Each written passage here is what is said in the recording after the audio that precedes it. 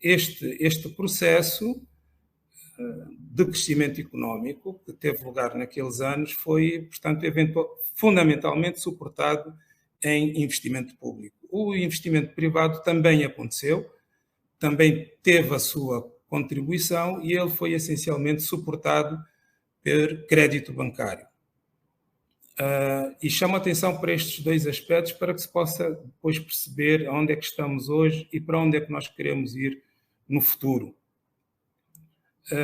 Portanto, nós tivemos um investimento público muito grande, suportado, como disse, por superávites de balança comercial, essencialmente por exportação de petróleo, e com algum suporte também em endividamento externo esse que cresceu também muito nestes anos, por conta da nossa capacidade de endividamento que era proporcional às nossas exportações. Acontece que, apesar de terem sido quase cerca de 5 anos, a estrutura económica do nosso país não se alterou substancialmente e com a crise do petróleo, do preço do petróleo nos mercados internacionais a partir de 2013 e fundamentalmente em 2014, o nosso país começou a acumular déficits em conta corrente, os quais geraram sucessivamente déficits fiscais que foram acompanhados por um aumento de endividamento público que numa primeira fase foi suportado com endividamento externo e que depois acabou por ampliar-se de forma absolutamente grande em endividamento doméstico.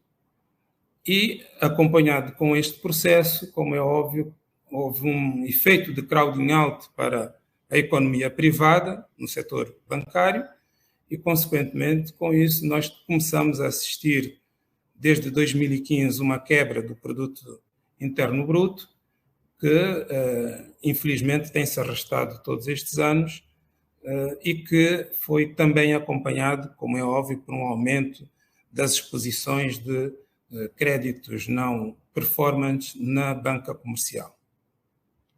Nós, no ciclo que começou em 2017, tínhamos uma situação económica muito grave, como disse, com déficits na nossa conta de balança corrente, por conta precisamente da redução significativa das exportações e, principalmente, estávamos com atrasados comerciais externos, dívida comercial, dívida corrente de empresas e do setor privado, na ordem dos 5 mil milhões de dólares. E com uma inflação, naturalmente, muito elevada, que inclusivamente suscitou a discussão em 2018 de se deveríamos ou não considerar a economia angolana como uma economia hiperinflacionária. Obviamente que na altura o Banco Central tomou uma posição em relação a este assunto e, do nosso ponto de vista, não se justificava, embora continue a haver uma grande discussão à volta deste tema entre os parceiros da nossa economia. Ao longo dos últimos 4 anos foram feitos esforços significativos em todas as áreas da economia nacional, mas no setor financeiro, no setor bancário, naquilo que tem sido a responsabilidade do Banco Central, nós encaminhamos a nossa missão no sentido de reverter aquelas ações que estavam a pôr em causa o crescimento económico, que estavam a pôr em causa a nossa capacidade de produzir e de termos um PIB em crescimento. O principal problema que foi abordado foi, obviamente, a nossa proteção da nossa balança de pagamentos e foi promovido um processo que permitiu a depreciação paulatina da taxa de câmbio, por forma a equilibrar o mercado cambial e, com isso, garantir que a proteção externa da economia por via da balança de pagamentos. Portanto, este processo foi acompanhado com a liberalização da taxa de câmbio, permitiu ir contendo o grave dreno de recursos que ocorria por via da balança de pagamentos, e o resultado desta liberalização cambial e deste processo paulatino de regularização cambial permitiu que o país hoje tenha, no ponto de vista da balança de pagamentos, uma situação bastante diferente da que teve nestes últimos anos. Obviamente que há aqui um fator que ajudou, que tem sido a recuperação relativa do preço do petróleo e das nossas exportações, embora, do ponto de vista quantitativo, nós não estamos a exportar o mesmo que exportávamos em 2007, 2008, 2012, e, portanto, temos um efeito de redução também por via das quantidades de produto exportado. Seja como for, garantida que foi a estabilização da taxa de câmbio, garantida que foi a proteção da nossa balança de pagamentos via liberalização cambial, tivemos agora que nos ocupar, temos estado paralelamente a nos ocupar do fortalecimento do sistema bancário. É que o nosso sistema financeiro, aquele que foi reconstituído a partir de 1991 com a liberalização económica, com o novo sistema económico no país, tem assentado fundamentalmente no setor bancário. É o setor bancário que tem suportado, basicamente, a atividade privada e, portanto, com isso tem garantido o investimento privado. Então, temos que repor as condições para garantir que o setor bancário possa hoje, cada vez mais, ir cumprindo com essa função e volte a ter capacidade de ajudar o setor privado, a economia, as empresas e as famílias a investirem na nossa economia. Ora, qual é a situação mais recente que nós temos, qual é o contexto que nós temos hoje? Primeiro, temos uma boa notícia, é que no segundo trimestre deste ano, finalmente, houve uma primeira reversão do PIB, da variação do PIB, a primeira reversão esta, que indica que o PIB terá crescido 1,2% no segundo trimestre do ano de 2021.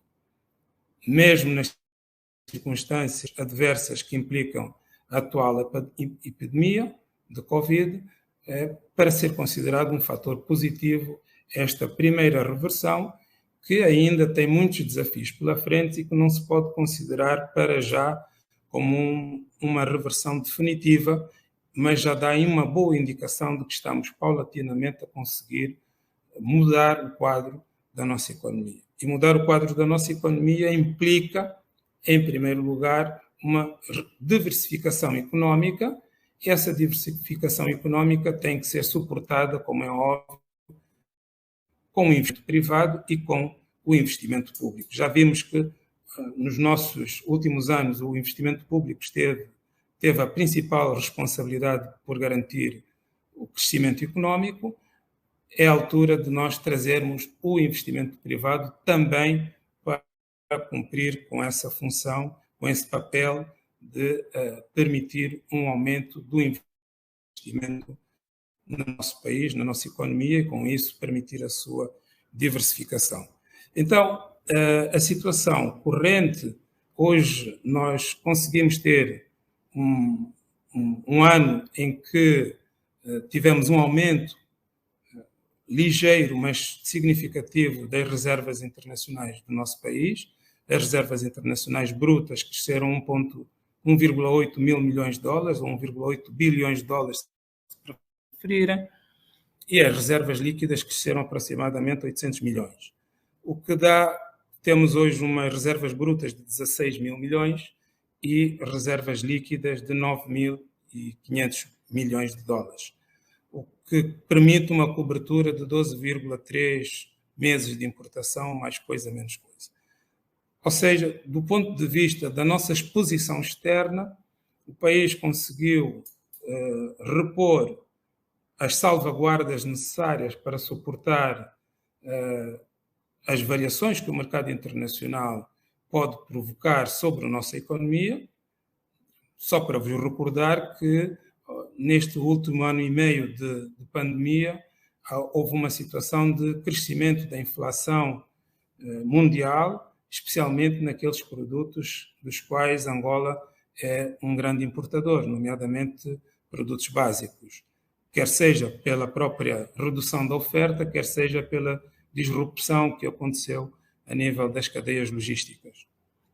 Mas, de qualquer forma, o facto de termos avançado para um sistema de taxa de câmbio flutuante, livre, de mercado, onde os operadores, com a oferta e a procura, conseguem determinar o preço ótimo da nossa moeda nacional vis-à-vis às moedas internacionais, nós conseguimos gerar uma proteção importante da nossa economia face aos choques externos.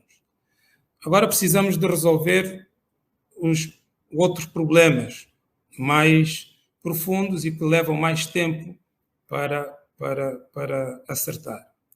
E estes têm a ver, em primeiro lugar, com a inflação. A inflação no nosso país continua alta. Até esta altura, a inflação acumulada no ano é de 16,8%.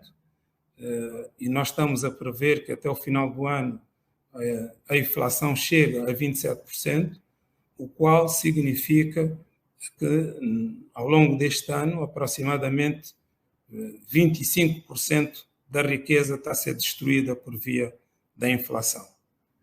E com isso nós não estamos a conseguir um elemento essencial para diversificar a economia por via do investimento privado, que é a poupança.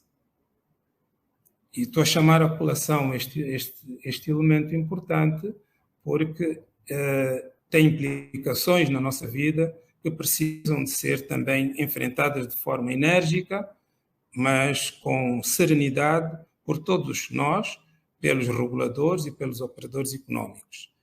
Portanto, nós temos uma inflação ainda muito alta. A previsão para este ano também é ainda significativamente alta. Obviamente que faremos a nossa parte para procurar reduzi-la de forma significativa. Do ponto de vista das instituições bancárias, nós temos o sistema bancário, de um modo geral, bastante bem capitalizado. Para os especialistas na matéria, basta dizer que, em média, o sistema tem um rácio de solvabilidade na ordem dos 22,9%, qualquer coisa como 23%, e o rácio de solvabilidade mínimo exigível para as instituições bancárias é 10%.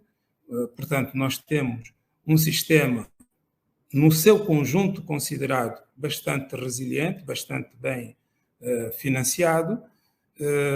Entretanto, nós temos, obviamente, alguns casos que, oportunamente, depois num outro cenário, poderemos vir a falar deles, que são conhecidos, um dos quais é um banco público que já está em processo de reestruturação, e temos um outro banco também com uma presença pública significativa e que também precisará de um processo de reestruturação e recapitalização.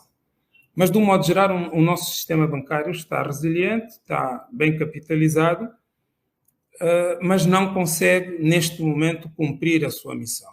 Nós conseguimos observar que, desde o ano passado para este ano, a evolução do crédito praticamente foi nula.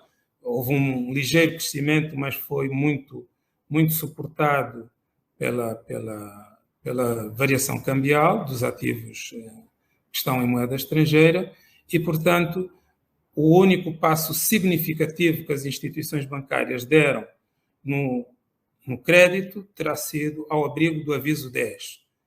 Como temos uma amplia audiência, apenas dizer que este aviso 10 é um aviso do Banco Nacional de Angola que obrigou a que todos os bancos comerciais, independentemente de outras circunstâncias, financiassem a economia doméstica naqueles produtos que compõem os elementos essenciais de peso na nossa balança de pagamentos e que, portanto, tem impacto nas reservas internacionais do nosso país, e por essa via e por essa razão também, é bom explicar isso, é que o Banco Nacional de Angola promoveu, com o aviso 10, que os bancos comerciais financiassem até 2,5% dos seus ativos para operações de crédito destinadas a estes produtos, à produção local destes produtos, e com isso nós conseguirmos uma rápida contenção de um fator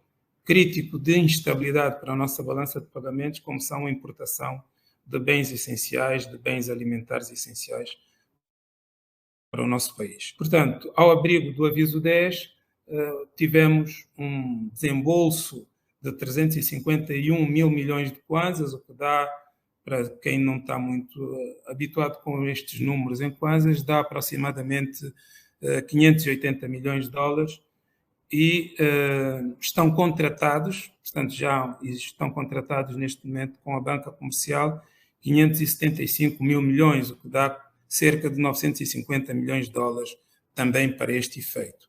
Portanto, os únicos desenvolvimentos significativos na área de crédito à economia aconteceram à volta do aviso 10 e, portanto, embora seja algo a celebrar, a festejar, é ainda insuficiente para os níveis de investimento privado que nós precisamos para poder alterar a estrutura económica do nosso país e gerar crescimento económico com base sustentável.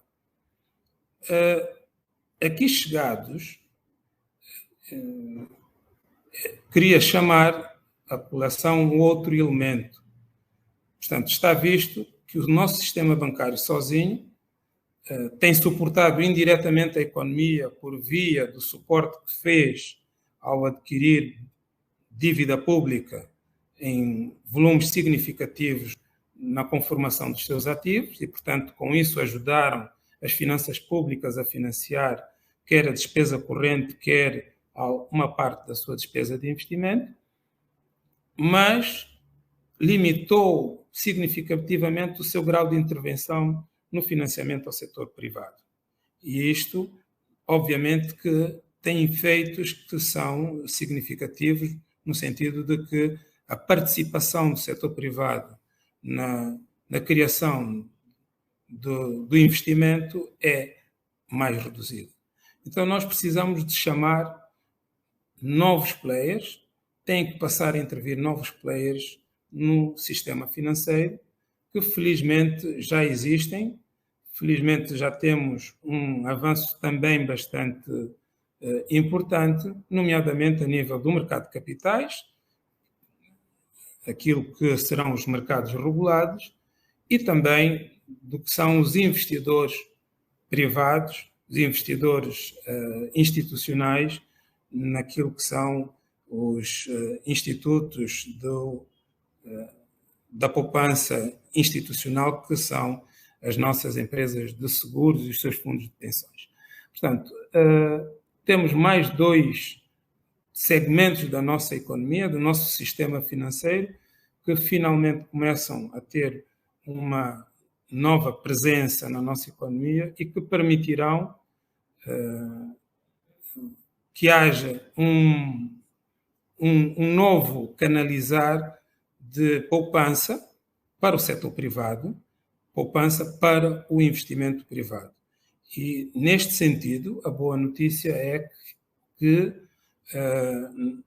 o Banco Central tem estado a trabalhar com os maiores bancos da praça e esperamos que no próximo ano, no primeiro semestre do próximo ano, tenhamos os principais bancos, os maiores bancos do nosso país, a começar a ser cotados em bolsa.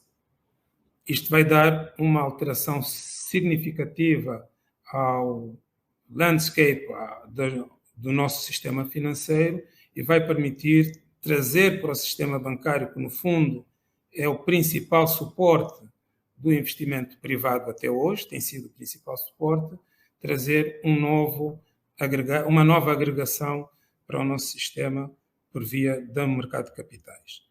Assim mesmo, também tem estado a surgir com bastante acutilância fundos de pensões, os quais, com a gestão devida, poderão também ser uma alavanca importante para o desenvolvimento o financiamento do investimento privado.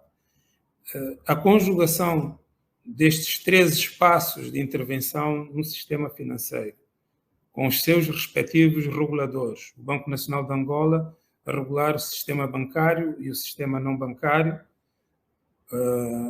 que não o sistema segurador. A ARCEG a regular o sistema assegurador. Temos observado e assistido a medidas no sentido também de fortalecer as seguradoras, os operadores no mercado de seguros, e a CMC com o seu poder regulamentar sobre os mercados regulamentados e que permitirão também trazer poupança por via do mercado de capitais para ser investida no nosso país. Este é o cenário que nós temos nesta altura, é o cenário que permitirá que o nosso país possa voltar para o crescimento económico, mas sob uma nova base, sob uma base bem mais sólida, de uma economia mais diversificada. Faço notar que, de acordo com o comunicado do Instituto Nacional de Estatística, esta primeira alteração que nós tivemos positiva no crescimento do PIB teve por base principalmente a agricultura, as pescas, a indústria. Não foi tanto o setor extrativo, embora o setor extrativo também tenha jogado. Eu disse indústria, não é indústria, é a construção. Embora o setor extrativo também tenha jogado o seu papel, mas já não foi o principal suporte para esta primeira boa notícia na alteração do PIB do nosso país. Portanto, com esta conjugação, nós pensamos que, do ponto de vista dos operadores do sistema financeiro, estão a ser criadas as condições para que a economia angolana possa voltar a crescer. Agora, este processo não pode ocorrer apenas e somente com a melhoria, quer da solidez dos bancos, da sua capacidade de financiar a economia, não pode ocorrer apenas com a melhoria das seguradoras, a sua capacidade de captar poupança e aplicá-la de forma institucional, ou até mesmo com a liberalização dos instrumentos de regulação no mercado de capitais, que nos permitirão atrair poupança, quer dos aforradores locais, como eventualmente é desejável que assim seja, de aforradores internacionais. Portanto, todos estes aspectos que estão a ter lugar no setor financeiro precisam de ter uma correspondência devida também no setor empresarial. O setor empresarial precisa de mudar o seu paradigma, precisa de alterar o seu paradigma. A maior parte das nossas empresas, tirando aquelas que são essencialmente empresas internacionais ou que têm um grande investimento internacional, são muito empresas baseadas no sistema familiar, são empresas não cotadas, empresas com níveis de governação corporativa aquém daquilo que são os requisitos internacionais.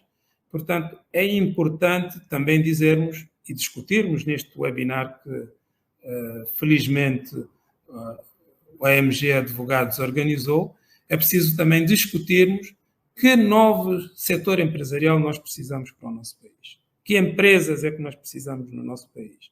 Que empresários é que nós precisamos no nosso país?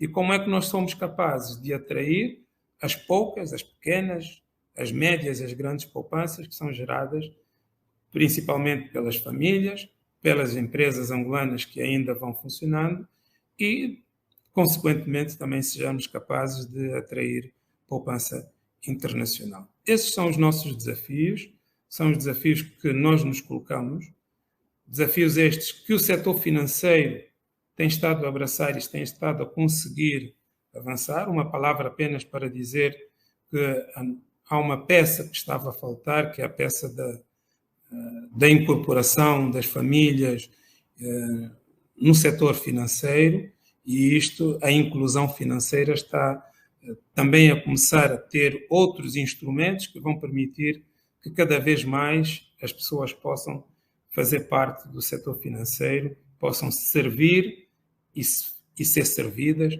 pelo setor financeiro. Agora, é preciso também alterar o quadro nas empresas, melhorar os seus sistemas de controlo, melhorar os seus sistemas de reporte e contabilidade, para que juntos possamos fazer Angola crescer e tornar-se um país melhor para todos nós. Esta era, enfim, a conversa que eu queria ter a título de introdução para este webinar, que é muito importante para todos nós. Eu agradeço mais uma vez os organizadores do evento, agradeço a todos aqueles que nos ouviram nestas palavras de introdução e desejo uma discussão muito boa e êxitos a todos os participantes neste webinar. Muito obrigado e muito boa tarde a todos.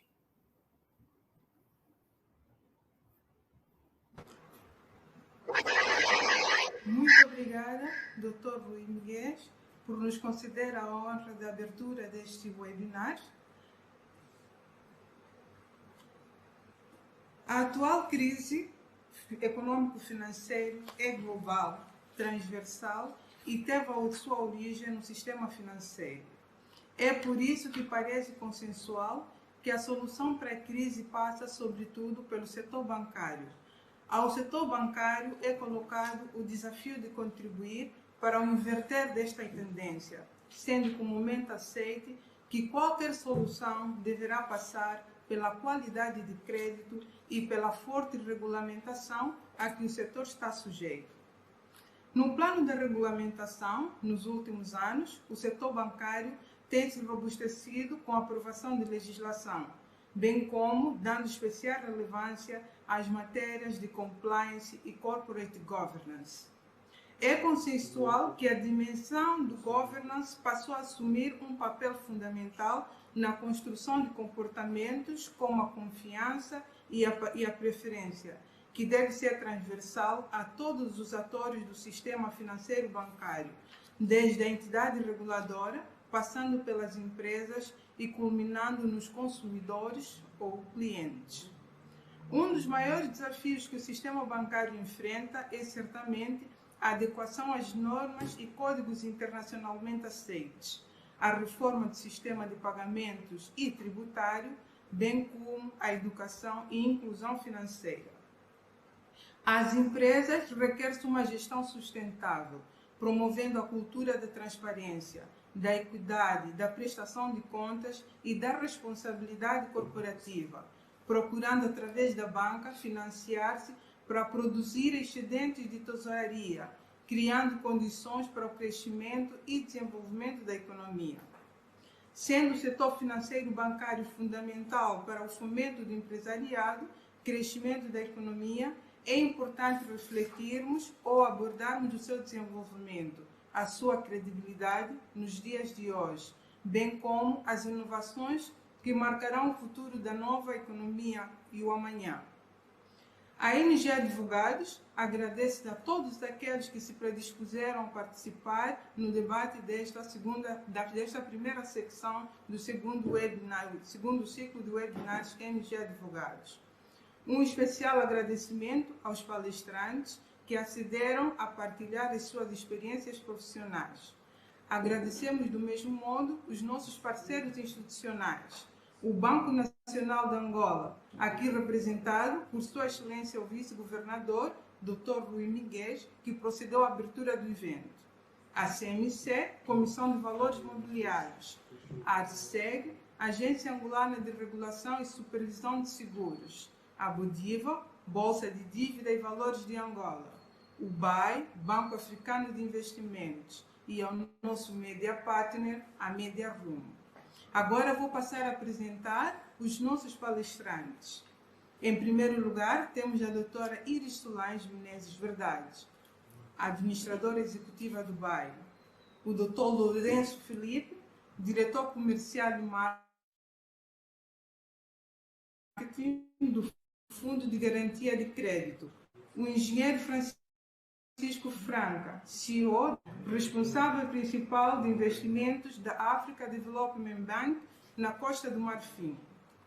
Antes de iniciar as apresentações, Convido os internautas para no chat colocarem perguntas à medida que forem surgindo questões que gostariam de colocar aos nossos palestrantes. Passemos então às nossas apresentações. Vamos agora ouvir a doutora Iris Solange Menezes Verdades. A doutora Iris Solange Menezes Verdades é bacharel em Gestão Financeira pela Universidade Católica de Angola e desde 2018 é administradora executiva responsável pelos pelouros da Direção de Mercados, Direção de Operações, Direção de Tesouraria e Custódia, Direção de Suporte Operacional e Gabinete de Reconciliação Bancária e Contabilística. Doutora Iris Solange Menezes Verdades, obrigada pela sua disponibilidade em participar neste webinar e passo-lhe a palavra. Obrigada, Fernanda. Eu vou só projetar aqui.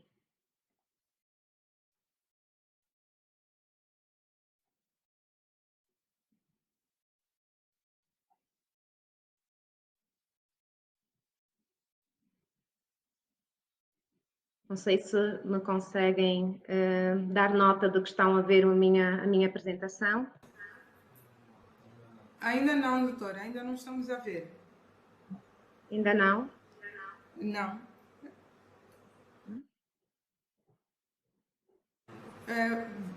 Tente Já? ver já está a compartilhar? Já está Já. aí no compartilhar a tela? Sim. Já estão a ver? Ainda não. Sim. Ainda não estamos, doutora. Só um minutinho, por favor. Sim, sim.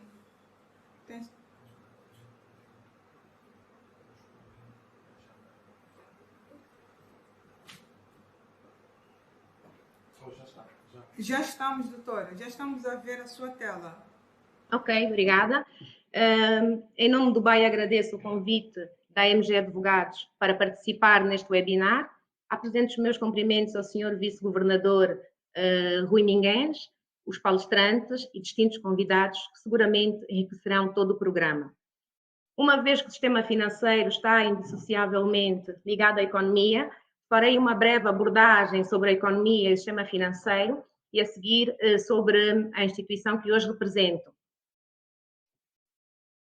Vou acabar por ser repetitiva, acabar por repetir algumas coisas que o Dr. Rui Minguens acabou por abordar.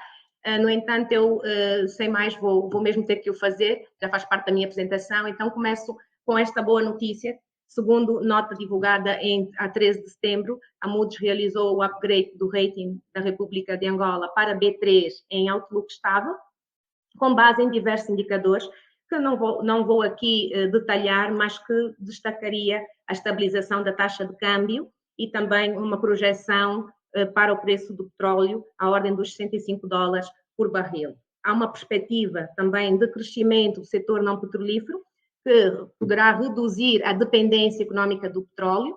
Espera-se também um crescimento da reserva internacional bruta até o final do ano em sensivelmente 16 mil milhões de dólares. A verdade é que podemos olhar para estas projeções de acordo com uma conhecida campanha publicitária, segundo a qual o copo pode estar meio cheio ou meio vazio. O que quero dizer é para nós não nos iludamos, não é? A nossa economia é ainda muito frágil. O que, de resto, a nota da própria Moody's revela pobreza prevalecente, iliteracia financeira, gap de transparência, fraca taxa de bancarização, pouca eficácia fiscal, entre outros. Em geral, eu diria, e penso que todos no setor temos a mesma percepção, o nosso sistema financeiro tem pela frente importantes desafios de desenvolvimento. Angola, como todos sabemos, para se desenvolver tem de diversificar a economia, diminuir as dependências desnecessárias, apostar em investimento infraestrutural, reduzir drasticamente redundâncias e falta de produtividade. Precisa de reduzir níveis de incerteza e ter um sistema financeiro robusto que cumpra o essencial da sua função, que é ser o sistema circulatório da economia. Estamos numa corrida contra o tempo, dura, sistemática, intensa, mas que só só tem uma saída, que é resolver os problemas. A autoridade de supervisão está a cumprir o seu desígnio, nós estamos também a cumprir o nosso. Vejamos algumas notas que eu deixo aqui mais relevantes. Ok, pronto, como eu dizia, pronto, o que nós já sabemos, Angola, para se desenvolver, tem mesmo que diversificar a economia e diminuir dependências desnecessárias, apostar no investimento infraestrutural, reduzir drasticamente as redundâncias e falta de produtividade. Precisa reduzir níveis de incerteza e ter um sistema financeiro robusto que cumpra com o essencial da sua função, que é ser o sistema circulatório da economia. Como eu disse, nós estamos numa corrida contra o tempo, dura, sistemática, intensa, mas que só tem uma saída, que é resolver os problemas. A autoridade de supervisão está a cumprir o seu desígnio, nós estamos também a cumprir o nosso.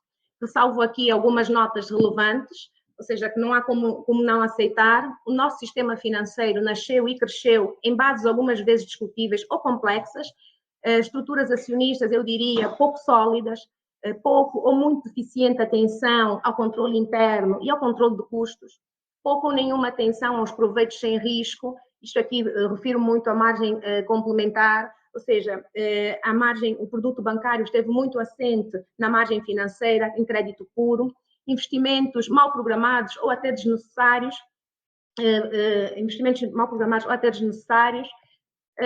excesso de instituições, gestão sistematicamente procíclica, digamos que as exportações, o preço do petróleo jorravam, entre aspas, e era sempre tudo mais fácil, problemas e questões de compliance menorizadas, e aqui vou dar um exemplo. Nós em finais de 2015 e durante o ano de 2016 ficamos limitados, entre aspas, tivemos alguma limitação no comércio internacional, os bancos angolanos tiveram essa limitação no comércio internacional. Isso também teve aqui algumas questões de compliance que nós não demos a devida atenção. Crescimento basicamente assente em crédito, as empresas eram alavancadas sem terem capacidade de tanta alavancagem, no mínimo clique acabavam por derrapar e afetar os capitais dos bancos, o seu próprio capital e o balanço das instituições. Como se diz na gíria, o azar não vem sozinho. Mal tínhamos saído da crise das dívidas soberanas, da dívida soberana de 2008 a 2010 e entramos logo agora para a atual crise, né, pandémica, que não sabemos ainda quando iremos sair. No que respeita ao sistema financeiro em si, somos impelidos, e bem, em dar um salto qualitativo, o vice-governador também aqui frisou, em vários níveis, reforço de capitais, reforço de mecanismos de controlo e compliance, aplicações das melhores práticas, tudo isto representando uma mudança de paradigma e de cultura empresarial a realizar-se ao mesmo tempo e com pouco tempo. Estamos perante um grande desafio, que é vencer a crise. Quando escrito em chinês, crise é composta por 2 caracteres. Um quer dizer risco, outro quer dizer oportunidade. Ou, se quisermos, em crise, enquanto uns choram, outros vendem lenços. Ou seja, ninguém tem dúvidas que sem um sistema financeiro forte, não há economias fortes. A economia precisa de financiamento, quer para o consumo, quer para investimento. Precisa notar que, quer do lado da oferta, bancos, quer do lado da procura, consumidores bancários, o paradigma mudou. Essencialmente, os bancos estão hoje sujeitos a um escrutínio muito grande e, bem, um ambiente de controlo que nos obriga a um tratamento muito apurado das operações sobre estes pontos de vista. Por outro lado, as empresas devem perceber que a solução não está no banco, está no projeto, está nos capitais próprios envolvidos, está no rigor da gestão, está na relação de parceria com a entidade financiadora, na partilha de risco, na informação prestada, ou seja, tanto as grandes empresas como as pequenas empresas precisam de se adaptar. Não há dificuldades de financiamento para quem reúne os requisitos certos. E eu repito, não há dificuldades de financiamento para quem reúne os requisitos certos. Os clientes, neste caso, pouco nas empresas, têm que perceber, têm que acreditar no seu negócio, acreditar no seu projeto e, assim, ter também o seu capital próprio envolvido. Ainda na senda do desenvolvimento e financiamento, Dizer que demos um grande salto nos mecanismos de dinamização do mercado de capitais. Hoje temos novas formas de fazer negócio, temos mais regulamentação, supervisão, maior transparência, peço desculpas, menor especulação, algumas alternativas de investimento, já existem fundos de investimento com alguma regularidade, o que dinamizam também, ajudam na dinamização das poupanças e também na própria gestão de tesouraria das empresas.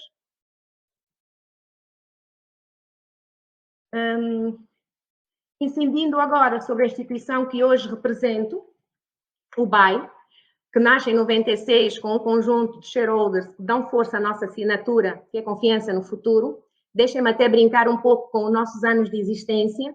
Segundo vários estudos a nível internacional, 75% das empresas relevantes, quer do setor financeiro ou não conseguem atingir 25 anos de atividade.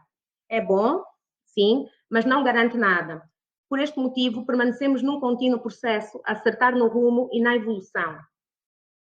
Nós, durante o nosso percurso, atravessamos períodos de alguma euforia, dissabores, conquistas, mas sempre com um rumo, crescer sustentadamente, afirmando-nos no mercado, com a convicção e a prudência que nos pareçam adequadas em cada momento, refletindo-se desta forma a nossa missão, que é passar a melhor experiência bancária em Angola. Dentro da nossa instituição, nós também temos, dentro do nosso ADN, a responsabilidade social. Aqui falar um pouco da academia. Nós temos uma academia que muito nos tem ajudado na formação contínua dos nossos quadros e não só, porque a academia tanto é para a formação interna do BAE, como também para o mercado.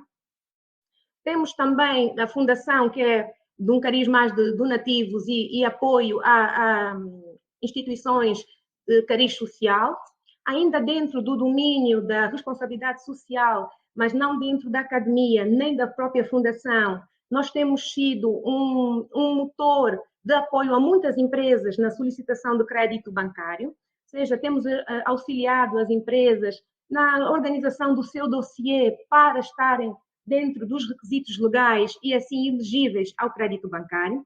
Inclusive, temos empresas que conseguiram fechar contratos internacionais graças a muito impulsionado pelo apoio que o banco deu. Isso para dizer que temos feito também este esforço junto dos nossos clientes em ajudar a preparar o dossiê para conseguirem ter maior sucesso na solicitação do crédito. Somos uma instituição de banco universal e de relação, querendo com isto dizer que procuramos servir os nossos clientes de ponta a ponta, independentemente das suas necessidades e capacidades financeiras, e privilegiamos o serviço de qualidade. Na abordagem com o mercado, no domínio de segmentação, nós temos a nossa carteira de particulares, do segmento mass ao private banking, e no domínio corporativo, do segmento corporate, as grandes empresas e instituições. A nossa rede de distribuição é hoje constituída por 306 pontos físicos, entre agências, agentes bancários, ATM centers e centros corporates e private. Este caminho trouxe-nos uma relevância no mercado que é inequívoca. Somos uma instituição de referência no sistema financeiro, com uma posição importante no que concerne à cota de mercado de crédito em 22% e de depósitos a 19%. Somos o primeiro banco, ou seja, estamos em primeiro lugar na cota de crédito bruto e na cota de depósitos. Apesar desta posição alcançada, que consideramos satisfatória, a par de uma reputação nacional e internacional que igualmente nos satisfaz, temos consciência que a obra não está acabada. Longe disso.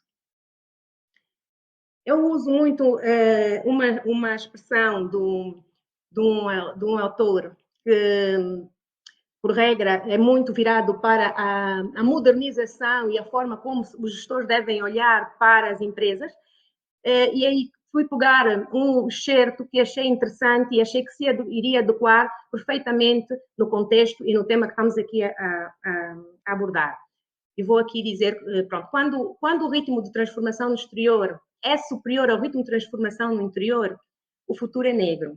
Isto é um excerto do livro Vencer, de Jacques Welch. Isso para dizer que Estamos no processo de adaptação. O papel da banca nas economias é fundamental, mas também sabemos que os paradigmas estão a mudar para a banca e para os consumidores de serviços bancários. Dou um exemplo até introdutório para o próximo capítulo dedicado à inovação e adaptação na nossa indústria. Penso não estar errada quando afirmo que a banca, em termos de ofertas inovadoras de produtos e serviços, e aqui repito, produtos e serviços, não tem nada de relevante a apresentar nos últimos muitos anos. A última grande inovação a este nível data dos anos 80 a 90 e designa-se por conta ordenado, um produto para particulares lançado em Portugal e replicado nos mesmos termos ou em termos semelhantes no nosso mercado. Eventualmente, o leasing ou o factoring poderão constituir aqui novidade de oferta para as empresas. Ou seja, e aqui trago alguns exemplos. Nós, os bancos, hoje, o que temos a vender são commodities, produtos com muita ou pouca fraca diferenciação entre eles. Por exemplo, hoje, se nós olharmos para uma instituição e compararmos uma instituição com outra, verificamos que não há diferenças entre um crédito pessoal do banco A com o banco B ou um cartão de débito ou de crédito do banco C para o banco D. Muitas das vezes a diferença está exatamente no preço, o que leva ao esmagamento da margem e pressiona a conta de exploração. No que diz respeito à distribuição e à conveniência, aqui sim, os bancos deram passos muito significativos. Refiro-me, por exemplo, à abordagem segmentada dos mercados e ao incremento das redes de pontos de venda. O serviço melhorou, a especialização também.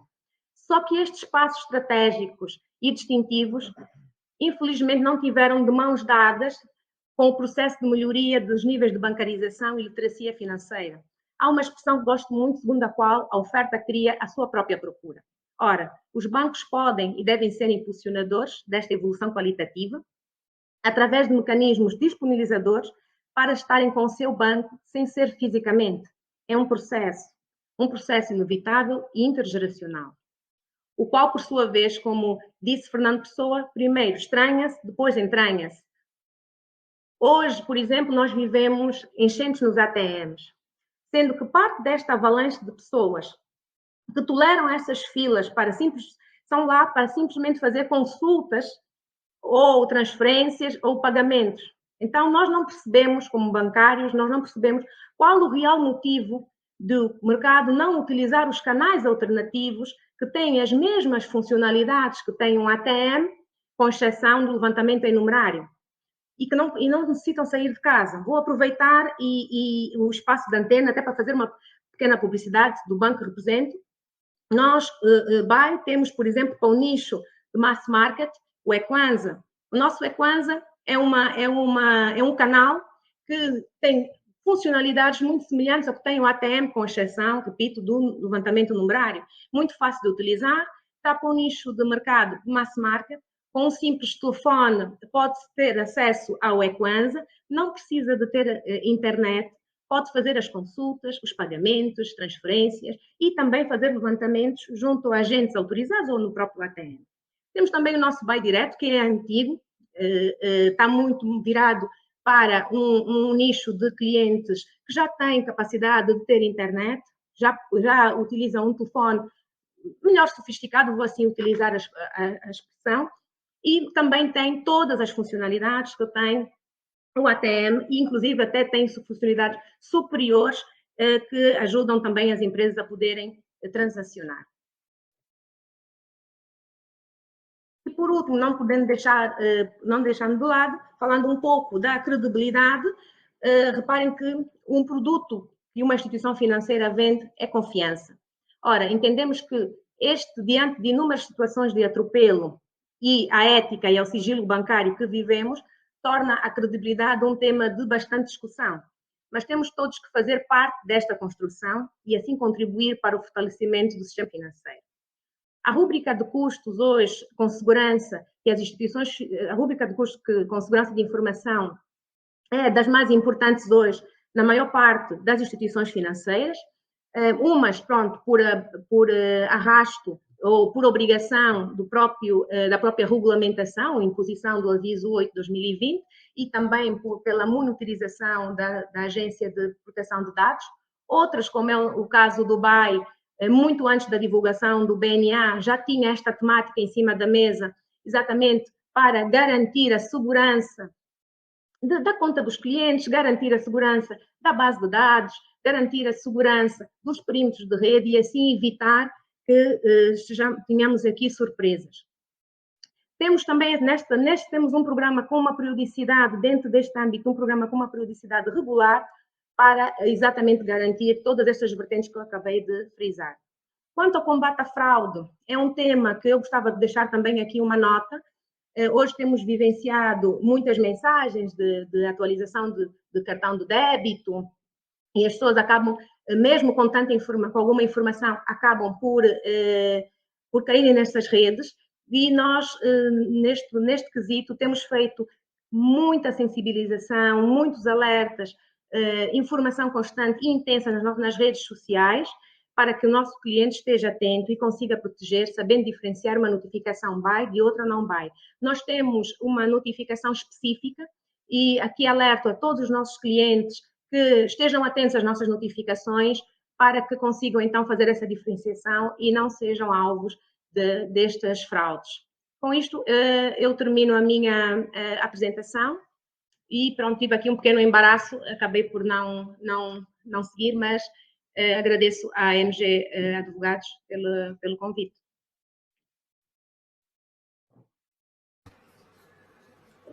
Muito obrigada pela excelente apresentação, doutora Iris Solange Menezes Verdade. Não se preocupe com o que aconteceu, perfeitamente normal quando se transmite ao vivo. Eu aproveito a oportunidade para agradecer os nossos parceiros institucionais, o Banco Nacional de Angola, a Comissão ARCEG, Agência Angolana de Regulação e Supervisão de Mercados, a Comissão de Mercado de Capitais, o Banco Angolano de Investimentos, o nosso Media Partner, a Media Room, a TIC Design Gráfico e a FUS Transmissão ao Vivo. A seguir, vamos passar para o próximo palestrante, que é o Dr. Lourenço Felipe. O Dr. Lourenço Felipe é licenciado em Administração de Empresas e especializado em Contabilidade pela Soter Alberta Institute of Technology do Canadá. Tem mais de 20 anos de experiência nacional e internacional nos setores privado e público, com realce para a gestão de projetos e programas, contabilidade e finanças. Dr. Lourenço Felipe, a palavra é toda sua.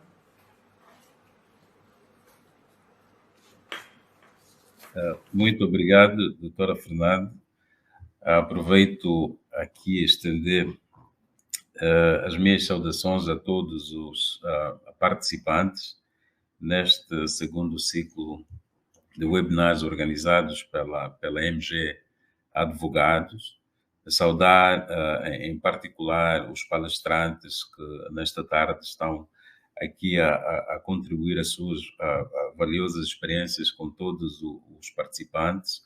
Em nome do Fundo de Garantia de Crédito, agradecer pelo convite de participar de evento tão importante e dizer que a nossa apresentação breve se gira essencialmente na apresentação de um instrumento criado pelo Executivo angolano para apoiar ou facilitar o acesso ao crédito, que, como todos sabemos, continua a ser um problema que, como disse muito bem o vice-governador, é uma das ferramentas fundamentais em qualquer economia, o crédito às empresas, mas, como sabemos, o crédito é essencialmente risco. E, como tal, o que nós temos estado a observar em Angola é essencialmente a falta de relação entre o risco de crédito e a qualidade dos projetos, fazendo com que, pelo menos na nossa percepção, não haja uma maior massificação de acesso ao crédito bancário, porque a qualidade dos projetos muitas vezes portanto, não estão providos dos requisitos que a banca quer ver no que toca ao risco de crédito. Não obstante isso, também há muitos bons projetos, muito boas ideias, que com o devido acesso ao crédito muito contribuiriam para a transformação e diversificação da economia angolana. Já há muitas empresas a fazerem, mas certamente muito aquém daquilo que quer o governo, quer a sociedade como um todo gostaria de ver. Faz lembrar aqui a parte das últimas palavras de Sua Excelência, o Vice-Governador, relativamente a que tipo de empresas e qualidade de empresas queremos ter no país, para que consigamos então sair daquilo que tem sido um discurso constante de diversificar a nossa economia, mas quase sempre encontrarmos os mesmos entraves para efetivamente o conseguirmos fazer, porque não se diversifica a economia sem recursos e, ao que parece, o empresariado angolano continua a depender muito do financiamento bancário em relação a capitais próprios, por exemplo, para levarem avante os seus projetos. Portanto, o Fundo de Garantia de Crédito, criado pelo Executivo angolano em 2012, tem servido como uma ferramenta de facilitação de acesso ao crédito, e hoje vamos falar um bocadinho sobre isto e, essencialmente, os mecanismos de acesso à garantia pública para facilitar o processo de acesso a este crédito. Nós temos uma breve apresentação, vamos tentar aqui compartilhar a tela. Espero que esteja a ser bem ouvido. Deixa eu só vir aqui, partilhar a apresentação.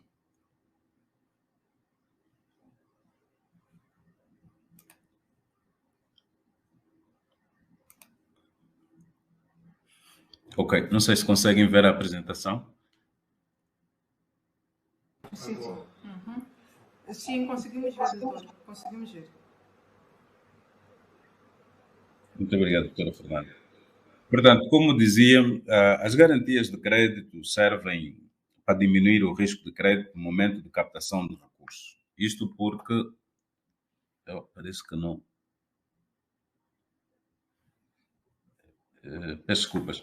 Pois, para conferirem salvaguardas que garantam a recuperação do valor investido em caso de inadimplência da parte dos tomadores de crédito. Portanto, como surge o FGC e como funcionam os mecanismos de facilitação de acesso ao crédito. Portanto, vamos falar um pouco sobre isto, o que são as garantias, os procedimentos de acesso, portanto, o sistema de avaliação que nós utilizamos e, por fim, um pouco daqueles que são os produtos e serviços que dispomos, bem como as perspectivas do FGC para os próximos tempos. O FGC, portanto, é uma instituição financeira não bancária, criada em 2012, como referimos, por via de decreto presidencial.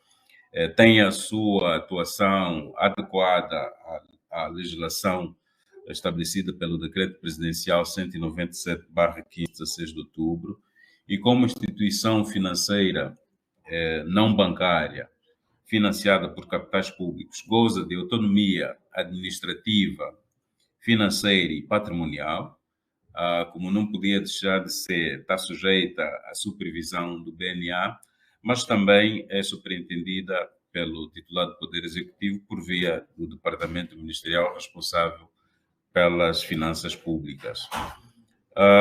É gerido por um conselho de administração, coadjuvado por gabinetes de apoio, tem várias direções, com realce aqui a três direções que consideramos as áreas de negócio, portanto, a direção comercial e marketing, a direção de gestão de garantias e a direção de recuperação de crédito, que, de um modo geral, trabalham na captação e no tratamento das solicitações de garantias públicas, bem como a recuperação de projetos que eventualmente tenham sido acionados pela banca comercial. Um pouco de dados relativamente à sua atuação nos últimos 9 anos. O fundo já apoiou acima de 500 projetos e desde o ano passado tem sido uma ferramenta fundamental para a concessão de créditos ao abrigo do aviso 10, referido também por Sua Excelência o Vice-Governador, por conferir garantias adicionais aos promotores de projetos, portanto, que qualificam-se ao abrigo do aviso referido. Já emitiu garantias acima de 110 mil milhões de kwanzas, que se traduziram em cerca de 167 mil milhões de kwanzas em termos de contratação e disponibilização de financiamento. Portanto, consideramos ter alguma relevância naquilo que é o acesso ao crédito bancário, principalmente para micro, pequenas e médias empresas, que, de um modo geral, são as que menos, ou pelo menos as que têm mais dificuldades em apresentar garantias reais para aceder ao crédito. Portanto, já falamos um bocadinho disto. Instituições como o Fundo de Garantia de Crédito ou sociedades de garantias de crédito essencialmente assumem o compromisso junto da banca comercial, portanto, de cumprir com as suas obrigações bancárias caso estes entrem em incumprimento. Entretanto, ao assim fazer, portanto, não é, por assim dizer, um crédito a fundo perdido, porque o FGC, não obstante honrar com o compromisso do promotor, tem depois mecanismos de, junto do promotor, assegurar a recuperação, portanto, do valor em dívida. Mas, por ser uma instituição de cariz pública, tem, portanto, alguma sensibilidade e flexibilidade no processo de recuperação de crédito que permita aos promotores, se as circunstâncias forem devidamente justificadas, fazerem, portanto, a devolução de empréstimo mal contratado ao longo do tempo. Portanto, as garantias geralmente apresentam-se de duas formas. As garantias reais, muito utilizadas, principalmente para crédito à habitação e crédito a investimento.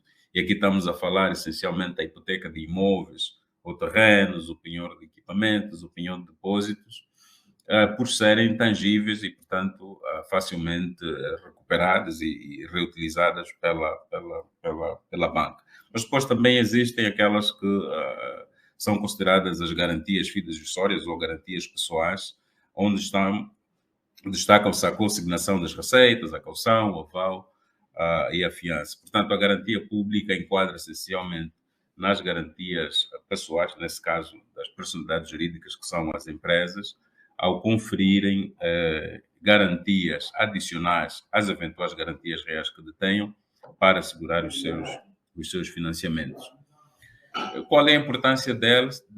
Bem, para além do que já foi referido, né? Garantirem aqui um conforto adicional aos bancos no que toca ao risco de crédito e assegurar a eventual recuperação caso haja inadimplência, elas são muito importantes, pelo menos no contexto aqui angolano. Primeiro porque facilitam o financiamento para as micro, pequenas e médias empresas, em particular, no que toca a investimentos em imobilizado corpóreo, fundos de maneios e não só, mas tem sido útil também porque estimula e fortalece o espírito de empreendedorismo ao reconhecermos que, mesmo não tendo garantias reais, existe um instrumento que pode nos ajudar ainda assim a conseguir o acesso ao financiamento. Por sua vez, isso permite que aqueles que já têm alguma experiência de implementação de projetos, mas fazem-no de forma informal, com acesso às garantias públicas que facilitam depois o crédito, consegue-se aqui fomentar a formalização das atividades econômicas, criam-se novas oportunidades de emprego, porque muitos desses projetos não só se traduzem em realização de sonhos dos seus promotores, mas muitas vezes envolvem a contratação de várias pessoas que, por sua vez, também contribuem para o seu próprio desenvolvimento pessoal e familiar. As garantias públicas contribuem para o alargamento do tecido empresarial nacional. Ainda estamos muito longe de ter empresas, quer seja micro, médias ou pequenas, robustas, fortes e que durem muito no mercado, mas certamente estamos a nos dirigir nesse sentido. contribuem a médio e longo prazo para o aumento da oferta da produção nacional, para além da promoção da inovação e desenvolvimento de competências técnicas à população em geral. Portanto, qual é o enquadramento legal das garantias de créditos? As garantias de crédito, portanto, são consagradas, primeiro, na Lei 14/21, 19 de maio, que estabelece o regime geral das instituições financeiras, na Lei 30/11, Lei das Micro, Pequenas e Médias Empresas, e na Lei 11/21, de 22 de abril, relativamente ao regime jurídico das garantias imobiliárias. Isto porquê? Porque durante muitos anos, não obstante as pessoas terem propriedade, havia aqui alguma dificuldade em registrar essas propriedades e, mais do que isso, dificuldade em apresentar essa propriedade como garantia para solicitação de crédito. Com o advento desta legislação, portanto, antevê-se aqui um melhoramento no que toca ao acesso ao crédito, porque, portanto, há novos instrumentos no mercado para além da própria garantia pública.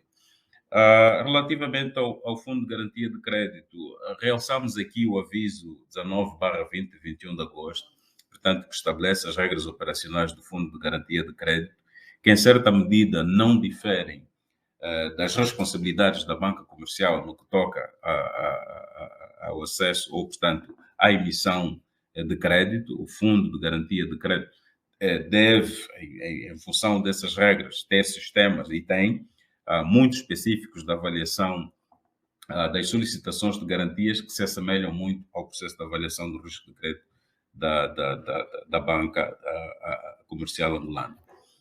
Em termos de procedimentos no que toca ao acesso às garantias, portanto, existem dois métodos. O primeiro e o mais comum, e provavelmente aqui para a banca comercial o mais conhecido, é a solicitação indireta, em que os promotores levam os seus processos aos bancos, os bancos avaliam e, havendo necessidade de garantia pública, solicitam ao FGC a favor dos seus clientes.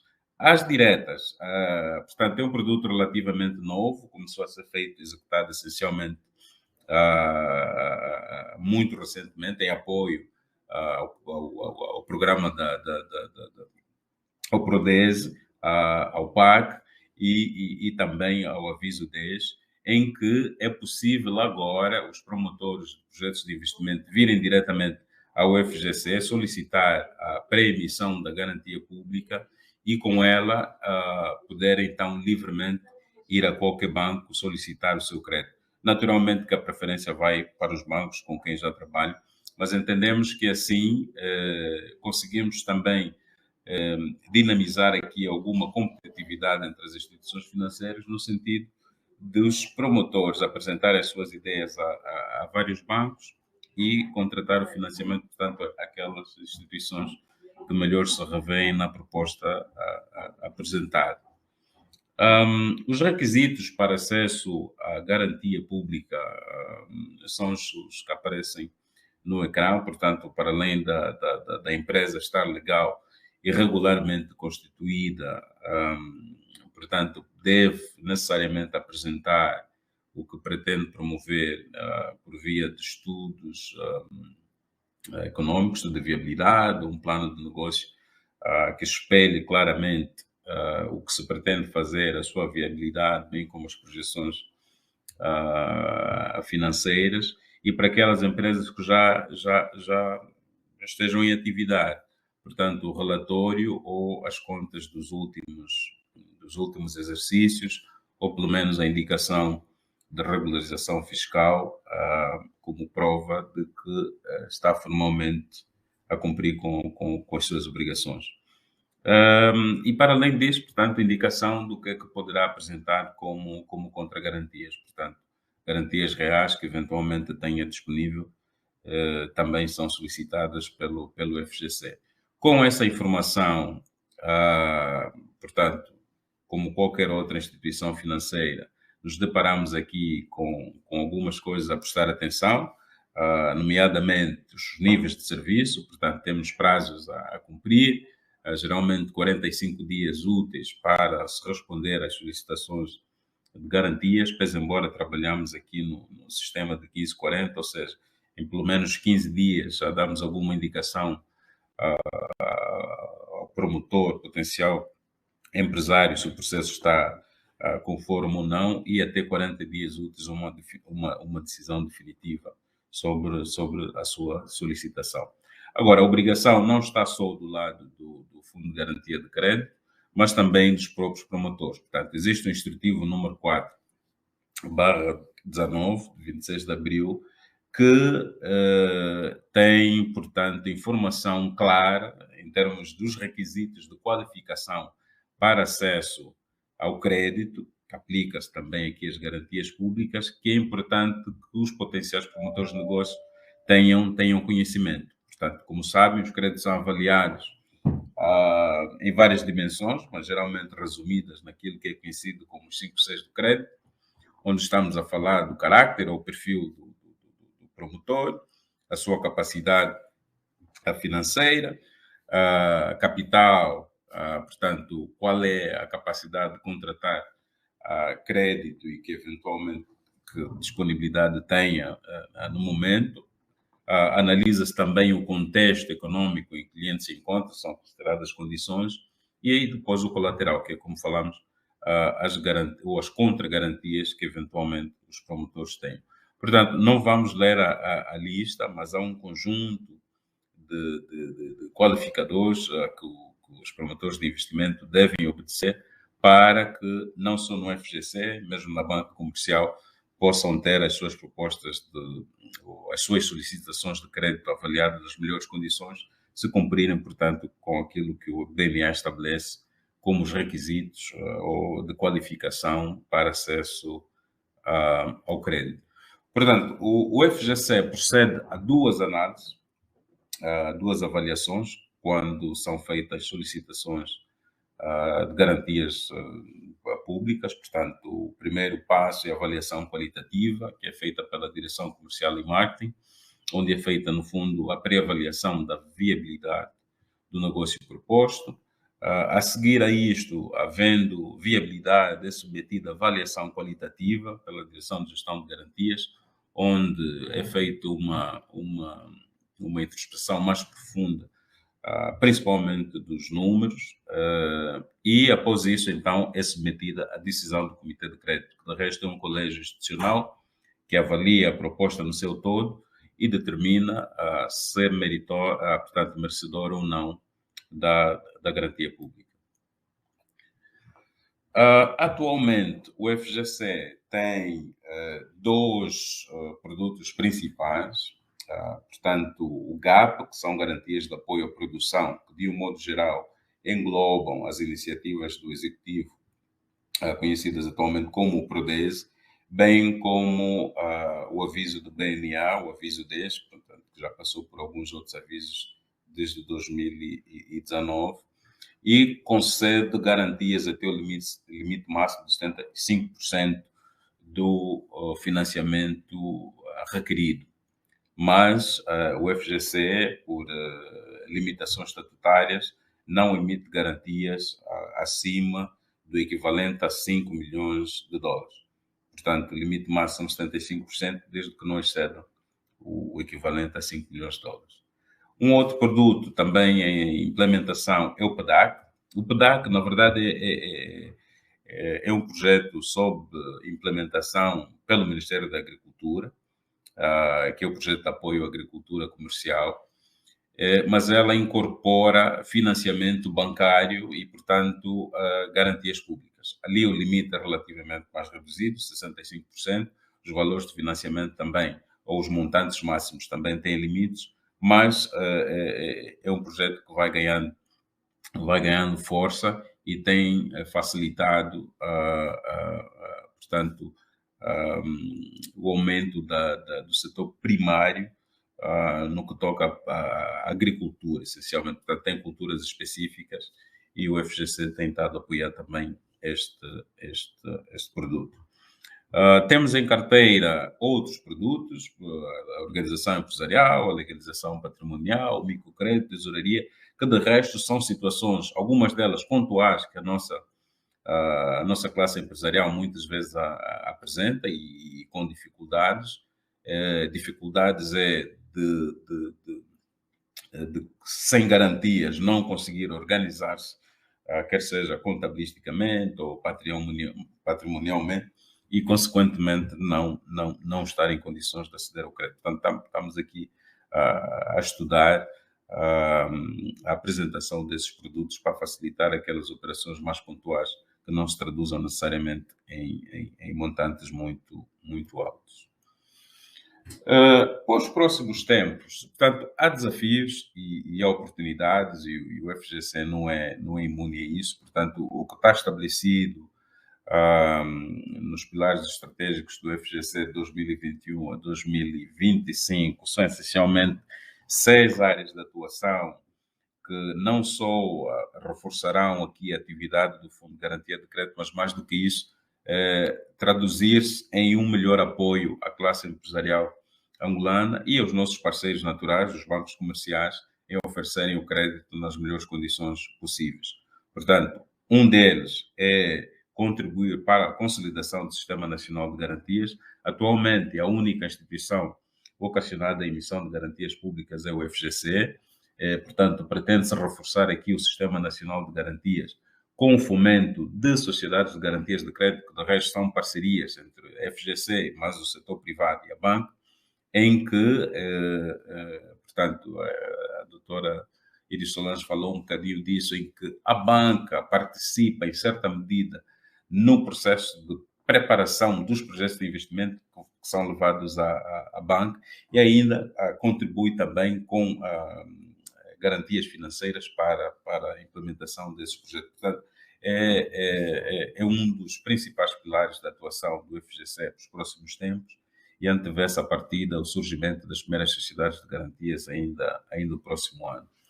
Para além disso, melhorar o próprio ciclo de gestão de garantias, e estamos a falar aqui, se possível, reforçar os níveis de alavancagem, fortalecer a diferenciação da oferta e presença no mercado por via de novos produtos e serviços, melhorar o modelo de gestão de risco e compliance do FGC, automatizar e tornar mais digital também a presença do FGC no mercado, bem como o reforço da cultura organizacional e a comunicação institucional, porque entendemos, se calhar para muitos aqui presentes na sessão de hoje, o FGC poderá ser novidade, mas existe há quase 10 anos e estamos aqui essencialmente para apoiar a classe empresarial em conseguir acesso ao crédito, com destaque às MPMEs que, como dissemos no início, são as que mais dificuldades têm de conseguir crédito por não disporem, muitas vezes, de garantias reais.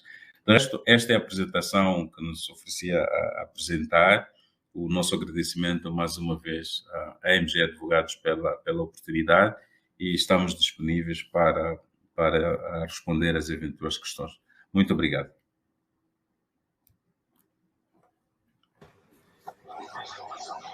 Doutor Lourenço Filipe, muito obrigada por essa apresentação. E notamos com muito agrado que os internautas estão a fazer as perguntas no chat e no chat também já estão a ser respondidas.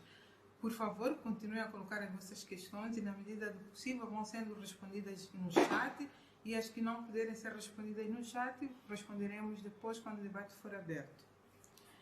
Vamos agora chamar o próximo palestrante, que é o engenheiro Francisco Franca. O engenheiro Francisco Franca é licenciado em engenharia com formação complementar na área de gestão e finanças. Iniciou a carreira profissional em Portugal e trabalhou em diversos projetos de construção de larga escala, como o da Ponte Vasco da Gama ou a Torre São Miguel.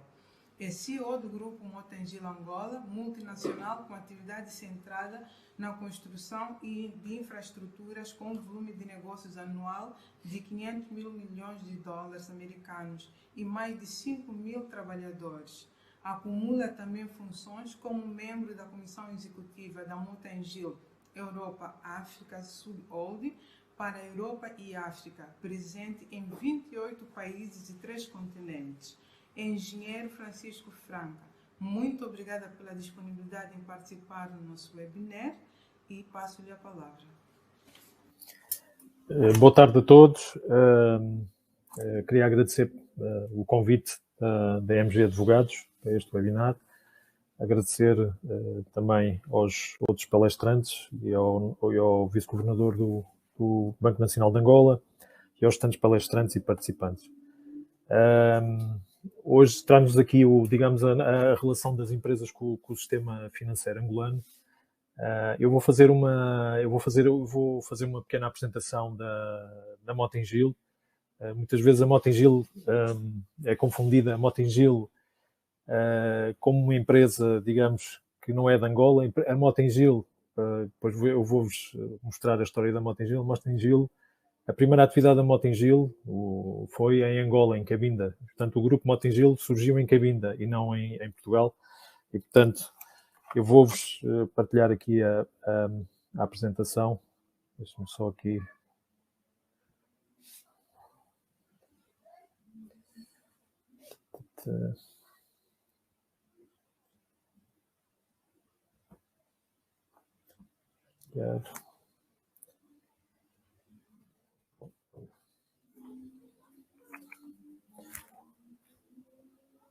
Estou só à espera que apareça no ecrã.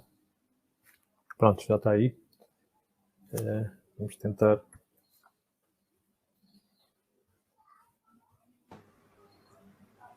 Já estamos aqui a ver a sua apresentação, engenheiro. Ok. Já pode começar. Ok.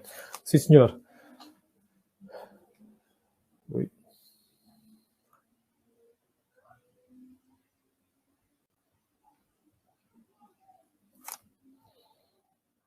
Só, ok.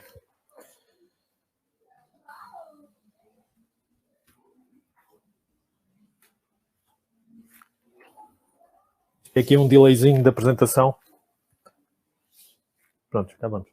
Pronto, está aqui, digamos, a história da Mota-Engil. A Mota e Companhia foi fundada em 1946 pelo engenheiro Manuel António da Mota, em Portugal, mas começou as operações em Angola, em Cabinda. A Mota e Companhia foi o registro comercial número 2 em Cabinda. Nós estamos em Cabinda desde 1946 e nunca saímos de lá. A primeira internacionalização da Mota e Companhia foi para Portugal em 1975 e depois continuámos com atividades em Angola e, portanto, havia 2 mercados, que era Angola e Portugal. Em 1987 a Mota entrou na Bolsa de Valores e em 2000 a Mota, por isso é que se chama hoje Grupo Mota-Engil, houve uma fusão com a Engil, e criou-se o Grupo Mota-Engil, que hoje está na Bolsa de Valores em Lisboa e é uma das maiores empresas, digamos, em Portugal e no mundo.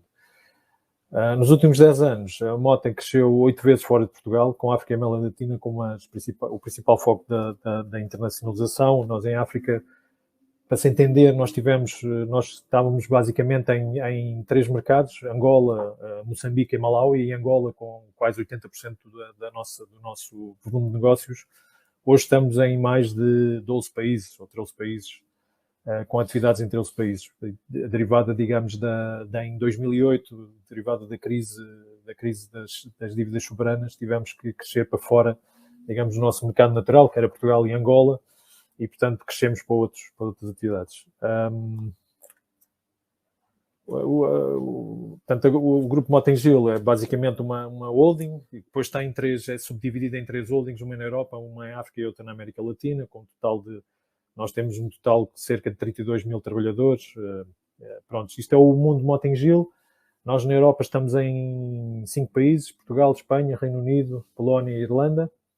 Na América Latina estamos em 8 países, México, Peru, Brasil, Colômbia, República Dominicana, Aruba e Panamá. E em África, digamos que é a nossa maior região, estamos em Angola, nosso principal mercado, Moçambique, Malawi, África do Sul, Zimbábue, Uganda, Ruanda, Guiné-Conakry, Camarões, Costa do Marfim, Quénia, Gana e Nigéria.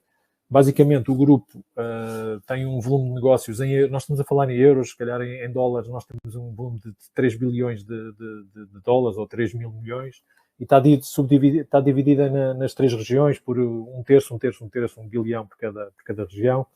O que é interessante do Grupo Mota-Engil é, digamos, a carteira de encomendas. Vocês veem ali, temos há cerca de 5,3 bilhões de euros, ou quase 6 bilhões de dólares, e está, como vocês veem, 50% do nosso volume de carteira de encomendas são em África. E eu vou já explicar porquê. Nós, as atividades que temos, basicamente, nós temos engenharia e construção, a gestão de resíduos, nós temos também a gestão da energia, temos os multisserviços, que é manutenções e arquitetura paisagística, a mineração, que é uma área que está muito em expansão neste momento em África e na América Latina, logística, temos uma empresa digamos, no setor dos transportes ferroviários, e depois nas concessões de transporte, são, digamos, concessões em autoestradas, pontes e ferrovias. A engenharia e construção, portanto, vocês conhecem, digamos, que é a parte da construção, onde estamos em diversos países. No ambiente temos a parte dos resíduos. Por Angola nós temos a nossa empresa, a Vista Waste, em que nós somos, a Mota-Engil Angola é maioritária nessa empresa. Na energia temos uma série de gestão de ativos de energia no México. E depois nas concessões temos o nosso grande projeto, que foi um dos grandes projetos que antes do ano 2000, que era, digamos, a Ponte Vasta Gama. E depois outras concessões, e depois muito interessante, a concessão que nós temos em Moçambique, nas estradas do Zambeze. É digamos, com 700 km de vias, digamos, concessionadas em Moçambique. A Mota-Engil África, agora vamos especificamente falar da Mota-Engil África. Portanto, nós em África estamos, como vocês veem, em diversos países, e portanto a história é nós em 2000, cerca de 2011, 2012, derivada daquilo que eu estava a dizer, digamos, da expansão do grupo para fora e das dívidas soberanas, nós tivemos que internacionalizar o grupo, ou internacionalizar mais o grupo, ele já estava internacional, e fomos, digamos, para regiões como do East Africa, da Uganda, Ruanda, Quênia e Tanzânia. Eu próprio estive lá, eu fui o primeiro Mota-Engil a aparecer nesses países, e hoje estamos implementados aí. Estamos também, digamos, no West Africa, na Nigéria, nos Camarões e na Costa de Marfim, e depois temos, digamos, a SADC, que é Angola, Moçambique, Malawi, África do Sul, Zimbábue e outros países que nós estamos. Em África temos uma comissão executiva, temos cerca de 15 mil trabalhadores, temos 75 anos de atividade, estamos presentes em 17 países. O que é interessante da Mota-Engil é, digamos, esta relação que nós temos entre, digamos, expatriados e locais. Isto é um fator do nosso sucesso, é, digamos, a baixa utilização de expatriados nas nossas operações. Como vocês veem, está abaixo dos 10%. Normalmente, uma empresa internacional, estamos a falar de 2 dígitos. Nós conseguimos, se calhar, muitos em Angola, estamos um bocadinho abaixo, estamos com 7%. Portanto, nós utilizamos...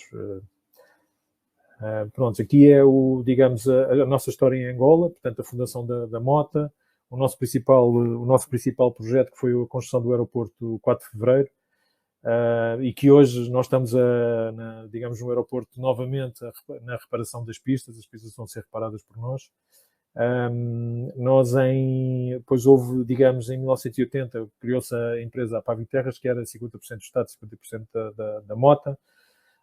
E depois foi, digamos, nós saímos da empresa e ficou do Estado, e depois em 2009 é que houve a criação da Mota-Engil Angola. E a Mota-Engil Angola é uma empresa, digamos, de direito angolano, em que 51% o capital é da Mota Internacional, do grupo Mota-Engil, e 49% é digamos, de grupos angolanos, do quais 29% de um bloco pertence ligado ao Banco Atlântico, e 20% da Sonangol, que está neste momento em processo de privatização.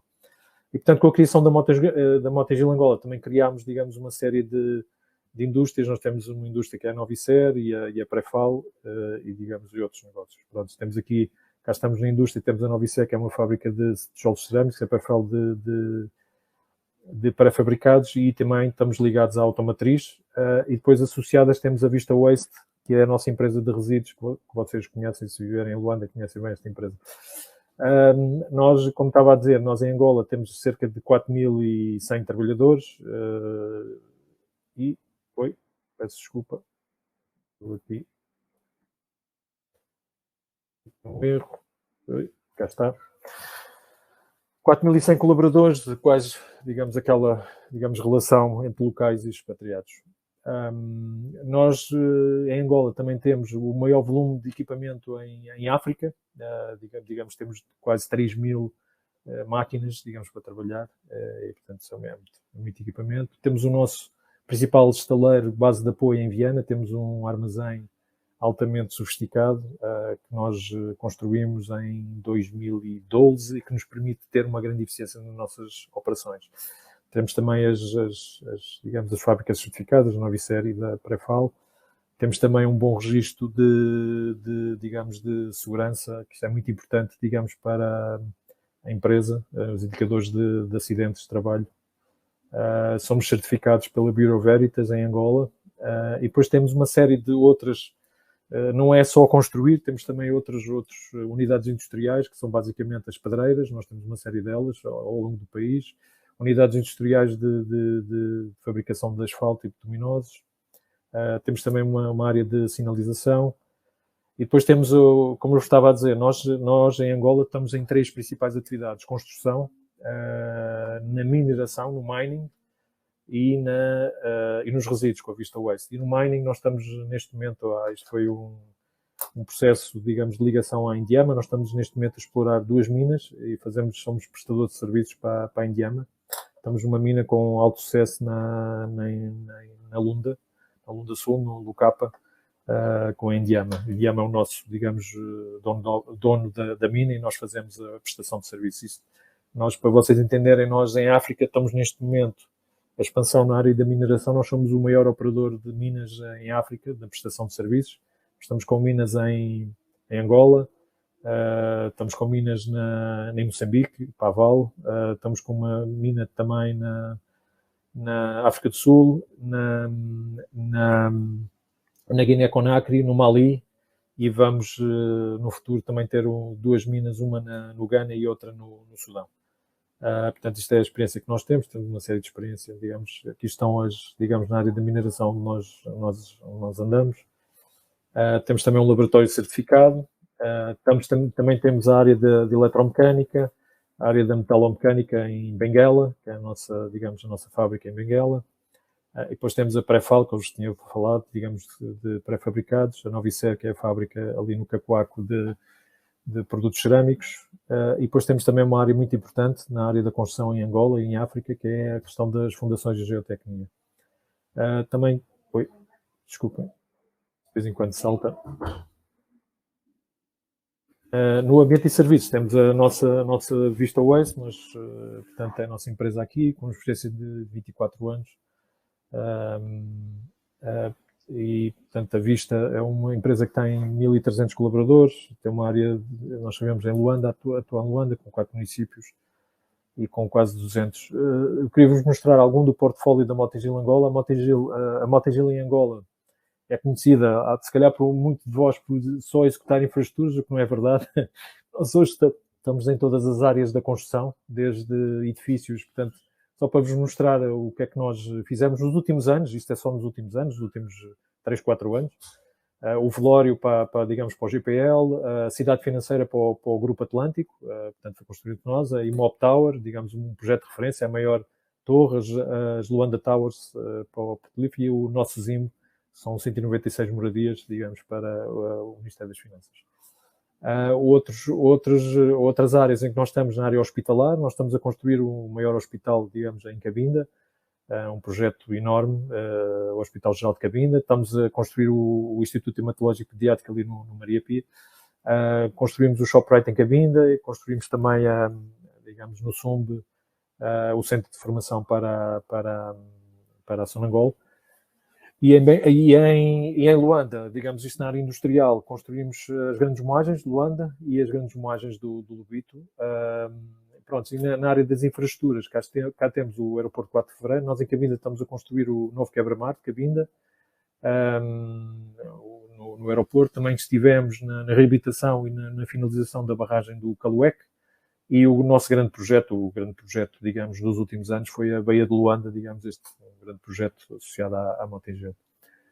Temos também uma série de estradas, a ligação do Golfo à Via Expresso, o Golfo, nós chamamos Golfo Camama, passando pela Camama, que foi o viaduto e a estrada que ligou, com um grande impacto, digamos, na população desta área e, digamos, na mobilidade desta área, principalmente para as pessoas que vivem no Quilamba e para acederem à cidade, e também, digamos, a ilha.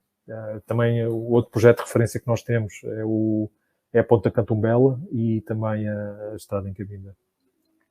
Temos também outras áreas. Nós fizemos uma série de estações de serviços para a Sonangol, estivemos ligados ao projeto do Soio, do LNG, e na Lunda Sul, na Central Térmica do Saurimo, e também nós estamos muito especializados também na construção de data centers. Nós construímos de A a Z, nós construímos para o ITA, o novo data center em Talatona, e também para a cidade financeira.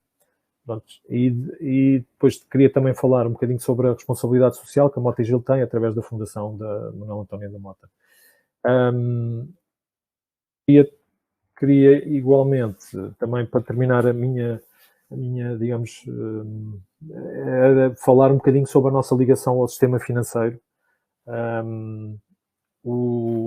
Digamos, o que é que acontece com a Mota-Engil? Nós temos dois tipos de relação com a banca. Uma é a relação para o financiamento da tesouraria, e outra digamos, o financiamento de projetos de construção.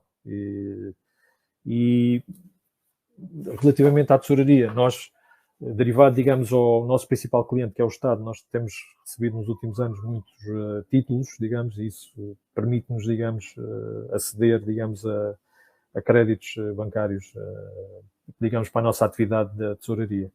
Por outro lado, na questão do financiamento dos projetos, nós temos uma série de projetos que são financiados internacionalmente e outros são financiados pela banca local.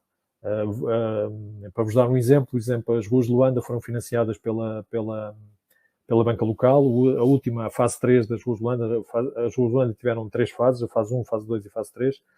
A fase 3 foi financiada pelo Standard Bank, também derivada da nossa forte ligação em África com o Standard Bank, mas outros bancos como o BFA e a Caixa também estiveram nestes financiamentos. Outros, em termos internacionais, há uma série de projetos que nós temos e nós vamos iniciar o BITA, que é um projeto financiado ou com uma garantia do Banco Mundial, financiado pelo Standard Chartered. O Hospital Geral de Cabinda também digamos, tem uma garantia do UKF, de Inglaterra, e digamos, o banco emissor é o Standard Chartered, novamente. E, portanto, temos aqui uma série de instituições internacionais e locais que permitem, digamos, financiar projetos que são muito importantes nesta fase, digamos, do nosso mercado em Angola. E, portanto, temos uma excelente relação com os bancos. Nós trabalhamos principalmente com o BFA, Standard, com o Standard Bank, Caixa, BAI, Atlântico, e, portanto, são estes os nossos bancos, digamos, e ainda temos relações com os outros, e, portanto, temos que ter esta ligação muito forte com a banca angolana. Penso que isto resume, acho que, devido ao tempo, já terminei a minha, digamos, palestra. Muito obrigado a todos.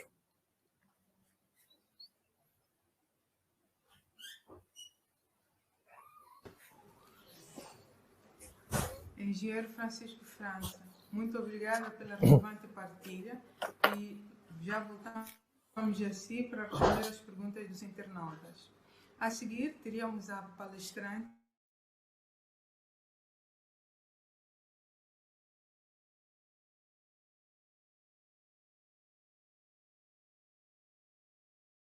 University of Bradford, bem como pela Frankfurt School of Finance and Management.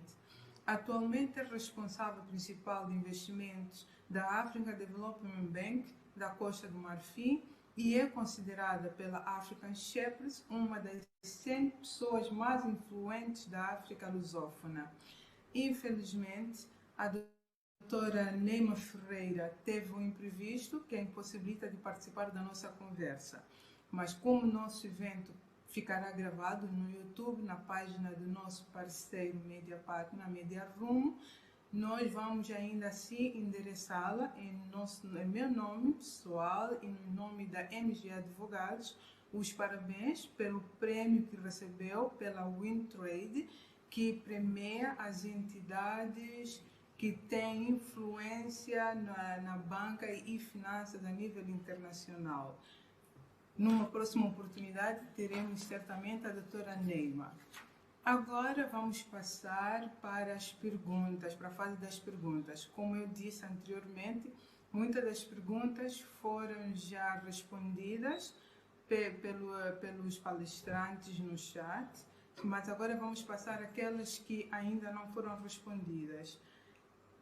Para a doutora Iris Solange, creio que existe uma pergunta do João Fernando, que ainda não foi respondida. Vai agora passar no rodapé. Diz aqui, muitos têm medo de utilizar estas plataformas ou aplicativos, receio de serem burlados pelas redes criminosas. Bom, gostávamos de ter um comentário da doutora Iris Solange à volta do tema. Ok. Bom, é natural, não é? É natural que as pessoas tenham algum receio na utilização das plataformas, exatamente por não estarem habituadas. Entretanto, como eu disse, frisei na minha apresentação, nós temos um programa de segurança de dados e de contas. Ao mesmo tempo, nós estamos nas redes sociais a fazer passar muita informação sobre como detectar um chat vai e um chat não vai. Se o cliente estiver informado e seguir a nossa página, tenho a certeza que conseguirá utilizar com segurança e sem receios. Por outro lado, também entendemos que nesta fase de pandemia é muito complicado estar nas filas dos balcões. Entretanto, nós temos também um contacto para qualquer dúvida, em que podemos auxiliar os clientes a entrarem para a plataforma de forma segura. Isto eu também deixei na minha apresentação.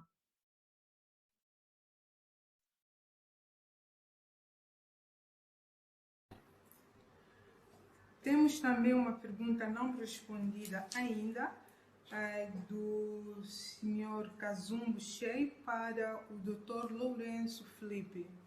Vai passar agora no rodapé. É do Sr. Paulo Moraes, creio que seja essa pergunta. Paulo Moraes para o Dr. Lourenço Felipe. Vai agora passar no rodapé. Já foi realmente acionada alguma garantia pública?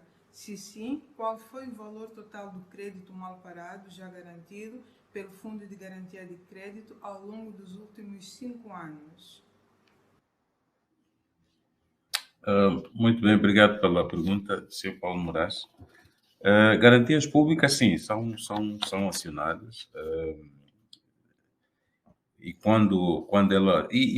portanto, é um procedimento normal. Já foram assinadas várias garantias públicas. Portanto, posso dizer que temos cerca de 26 projetos acionados, pelo menos até julho do ano corrente.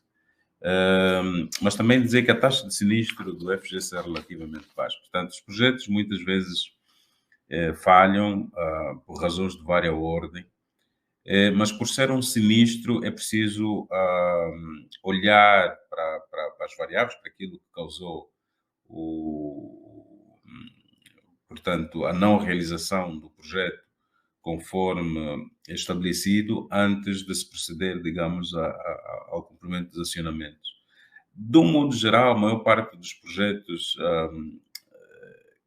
que encontram dificuldades acabam por passar por um processo de reestruturação, porque muitos deles, por razões de vária ordem, muito ligadas ao contexto, com variações cambiais, a inflação, e não só, acabam por não conseguir implementar no tempo, com os recursos até então disponibilizados. Portanto, o que geralmente acontece é a reestruturação. Mas, como disse, portanto, sim, já tivemos pelo menos 26 acionamentos que foram pagos na totalidade aos bancos. Nós estamos a falar, pelo menos, daqueles projetos, digamos, do programa Angola Invest, cerca de 30% desses projetos em condição de mal parar, que muitos deles ainda têm sido alvo de reestruturação. Portanto, acontece. Portanto, há acionamentos, são tratados conforme os procedimentos orientam, mas de um modo geral, a maior parte, ou para não falarmos em quase todos os projetos garantidos, continuam ativos e a correr portanto, a sua tramitação normal. Não sei se responde a sua questão.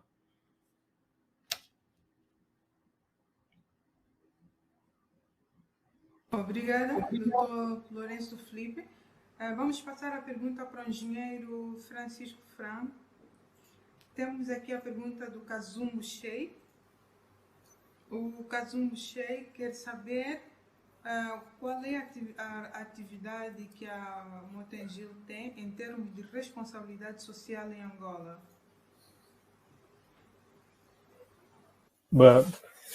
Muito bem, em Angola, como em toda a África, nós temos um projeto que é o African Initiatives. Nós temos em Angola estamos em Angola há 75 anos e, portanto, nós já apoiamos, digamos, as comunidades locais e, efetivamente, temos projetos, alguns ligação digamos, a comunidades em Cabinda, principalmente. Nós temos, digamos, muita atividade de responsabilidade social, apoio a escolas, apoio a livrarias, apoio a muita gente em Cabinda. Nós temos também no CUNEN, quando nós fomos construir a barragem do Calué, que nós construímos uma escola e, portanto, a escola tem mantida também por nós e o apoio, digamos, são projetos específicos. E depois nós temos um prémio que nós atribuímos em Portugal, da Fundação Manuel António da Mota, e atribuímos em Angola em 2019 uma instituição, e, portanto, instituição religiosa, um prémio monetário que foi entregue.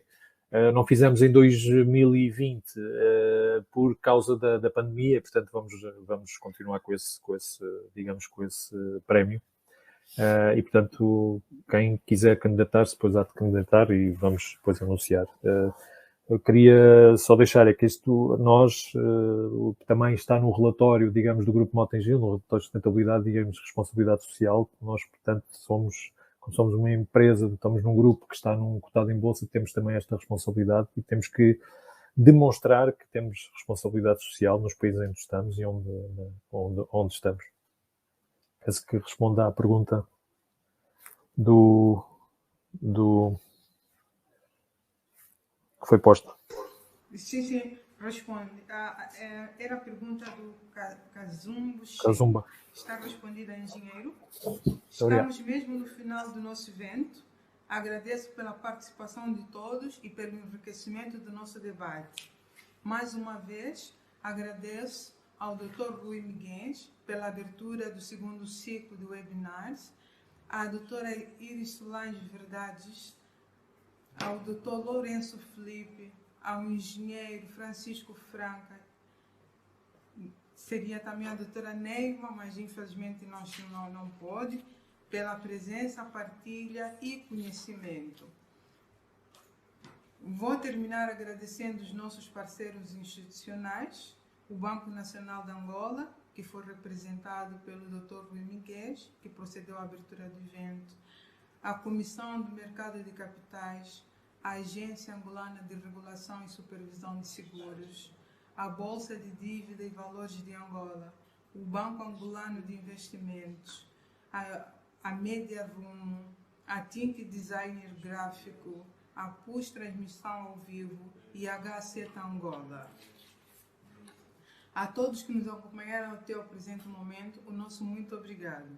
Por favor, não percam a segunda sessão do ciclo de webinars, que acontecerá no próximo dia 14 de outubro, que abordará o mercado de capitais, e a terceira sessão, no dia 21 de outubro, que abordará os seguros e fundos de pensões. Muito obrigada, até uma próxima oportunidade.